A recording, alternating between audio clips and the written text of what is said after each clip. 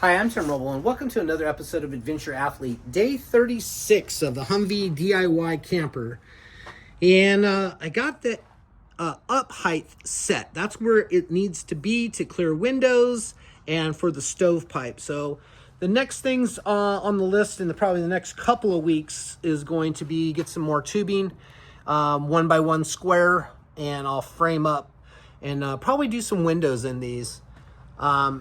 Get that front piece. I've stepped it here, so these will fold down first on hinges, and then this one will fold down on top of it, on top of the mattress when it's in the full down position. So I think I'm traveling up about 22 inches total. You can see I got a chafe strip installed. I still have to do some inners on that. I have some 170 thousandths plastic on that, and I'll get that installed in on this side of the on the camper, on the high-low right here. So take care of that. A lot of little fine details and stuff to do. Today I'm going to make some panels here to set all of that in. And then tomorrow midday I'm going to pull this thing out and get a fresh pressure wash on it. Just make it look nice. Get all of the residue off of it. And then I'm going to do Rhino line on that probably later in the afternoon. Just a nice fresh coat to take care of all the stuff that I, chipped off to have to realign doors and everything to make it work. But super happy with how well everything has turned out. Coming to the inside, I think I showed these aluminum panels last week. I got those painted, kind of got everything wired with the linear actuators. Winches are in, wired. All of that kind of worked out really well. Made the trip to Home Depot, 3 different Home Depots just to get crappy tongue and groove. These were the most warped pieces that I have ever come across, and it's just what I had to do. But love how it turned out. I'm happy with the end result. It's unicorn spit with a 2x clear, and I did a orange red blend on most of it. I put some yellow in the center one here. And then all the way on the end, I kind of played with some different colors, something that wasn't going to be totally seen. And that board was terrible. One thing I did learn with this, I burned this with a torch. And one of the boards had it was straight, and then it just dipped straight down.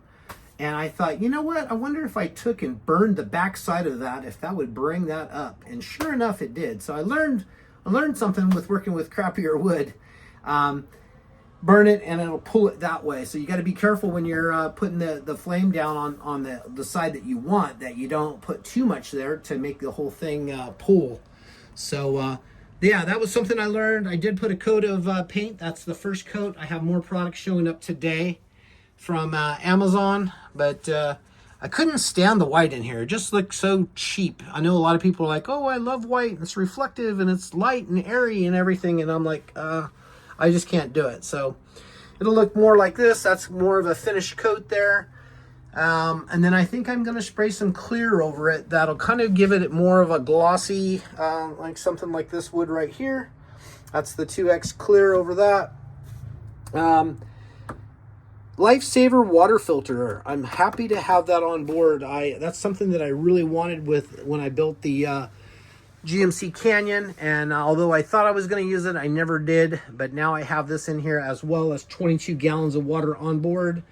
I ran the water today just to kind of wipe things down in the sink and water pump, and this little sprayer works out really well. Same sprayer I have back here on the instant hot water heater. You can take a shower with about half gallon of water, no problem. Talking about wood, there's something about processed pallet wood that I just absolutely love. Maybe I feel like it's got more character and more soul to it than anything else. And I wish I had enough to complete the whole truck. But here again, all this stuff is just screwed on. So if I ever come up with more pallet wood, I can just unscrew that piece and put some pallet wood on it. Because the look of the pallet wood versus the store-bought wood is just night and day difference. It'd take forever to do that on a roof, but happy with that. I've changed up a little things on my bedding. I had that wedge pillow. I took that out and went with these out of Oscar Mike. I saved these from our previous build, and that's kind of what a lot of this stuff is previous stuff. I bought this stove for Oscar Mike, decided I wanted a professional one, so I got the professional for it. So I had that left over, I had the refrigerator left over, and it's just worked out really nice in here. This platform is so nice. It's actually just a foot wider and a foot longer than the GMC Canyon, which I absolutely loved. It's kind of the refinements of everything that I learned from that. I like these push-out windows. I don't even have to put a hasp on them because they stay closed with the big cap coming down. I'm still on one switch. That seems to be working really well. I got a little fine-tuning to do.